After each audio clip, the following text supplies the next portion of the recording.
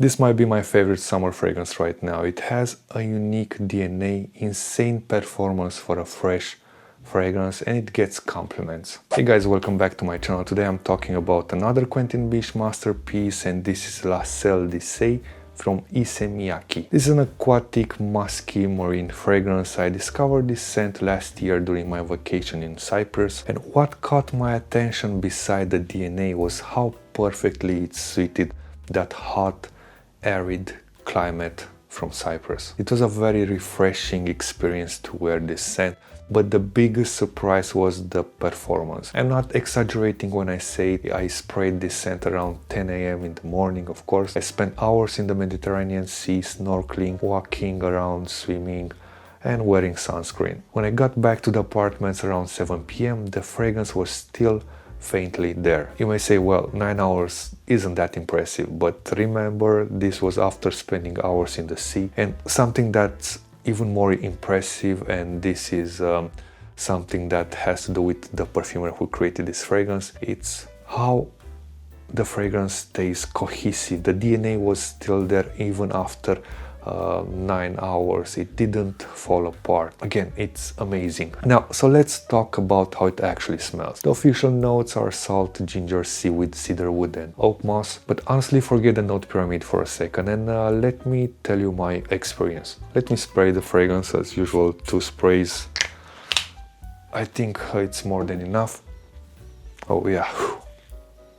Really nice. So when I smell this fragrance, I get this cold, wet, ozonic freshness. It gives me this feeling of fresh water where you had some fruits in it, and it's very, very refreshing. This is a very good opening. It's not harsh. You don't get any alcohol in the opening. You don't get any sharp, acidic, citrusy smell, which I kind of hate. It's clean, airy, slightly musky, slightly fruity, citrusy, and very, very refreshing. And again, for me, it reminds me of the Mediterranean Sea. It does not have any Mediterranean herbs, greenness, or an exotic fruit. I think that's because of the vacation, but I couldn't find a more perfect fragrance for that kind of weather. So I remember back then I was wearing Mega Mare every day during that trip, and Mega Mare works extremely well in that environment. Not that weather, but the environment. It's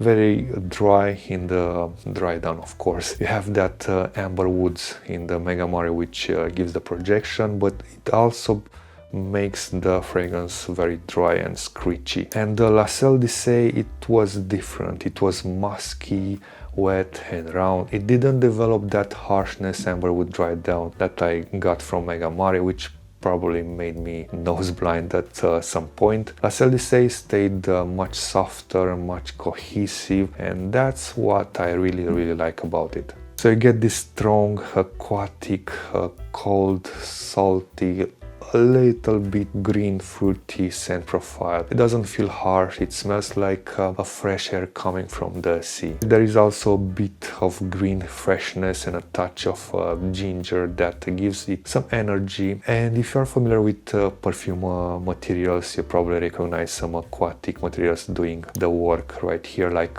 cologne or Helional. But I don't think you need to know these materials to enjoy this fragrance, but it's something that I pick up very easily in this scent. Also with perfumery, what matters the most is the illusion the perfumer creates, because this is, I mean, for me, this is what I love about perfumery, is the art of making you perceive something that isn't literally there. In specific scenarios, you have like vanilla, you smell vanilla, or you have bergamot and you smell bergamot, orange, and so on. But here you have this illusion of an aquatic image, and something really cool. I don't pick up any seaweed here, but with that aquatic material and that greenness, you can get the illusion of an aquatic plant. So you don't really smell any seaweed if you are wondering that. Now, moving into the mid, there aren't too many changes. The fragrance stays the same, aquatic, wet. it becomes slightly greener, but the transition is very smooth. The masks start becoming a little bit more noticeable here as well, but they are not those masks, powdery masks that you have in Dunlop Blue Capetil. Here are very dewy, wet, round, and they make the fragrance feel softer, rounder, and a little bit more denser. There is also a very soft woody feeling in the background, but don't expect something dry like cedar wood or earthy vetiver. I pick that grayish, mossy earthiness in the background, but it's very soft. It's more like a shadow. It's not the main character in the base. Dry down. Now in the dry down, the masks become even more prominent, and this is where I really enjoy the fragrance. Why? Because it still stays aquatic, salty, but everything else is wrapped in this soft, clean mask.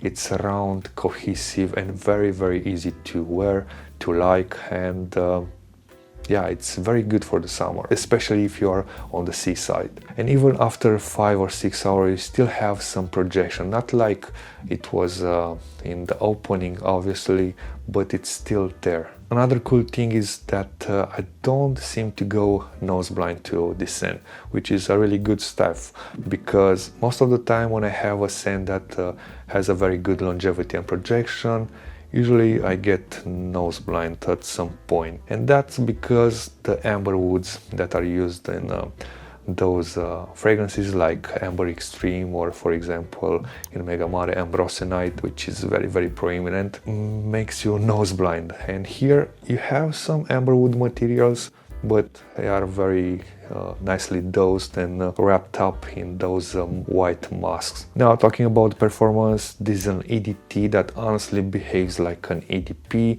Why I'm saying that, it has that EDT freshness, but it also has some body and density. Longevity is easily over 12 hours on my skin. Projection is very good in the first 2 hours, then it becomes a bit softer but still good, so it does not become a skin scent, nor again I become nose blind to this scent. The sillage is beautiful. You have this clean, aquatic, musky, slightly fruity, refreshing sea breeze. A lot of words, but what I'm trying to say is a really nice scent trail, especially if you love aquatic marine scents. Compliments, yes, this gets compliments. I received quite a few compliments wearing it. It seems like Quentin Beach really knows how to make fragrances that people enjoy smelling. It's almost up there with Bois Imperial in terms of the attention I get from people, but honestly I like La Selle d'Issey even more because I tend to like aquatic fragrances more than dry woody scents. This is just a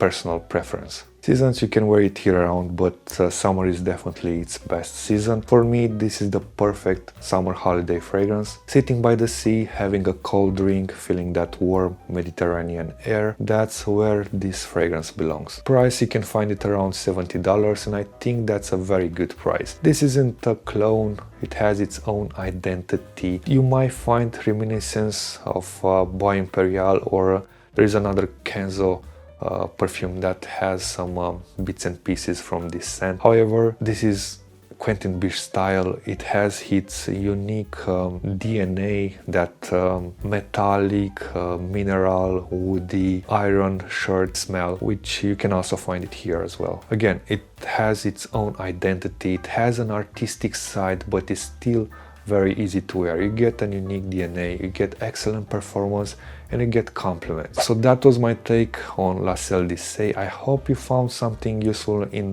this video. If you did, hit that like button, subscribe to my channel, and let me know in the comments your favorite aquatic fragrance, or tell me what's your favorite summer holiday scent. That's better.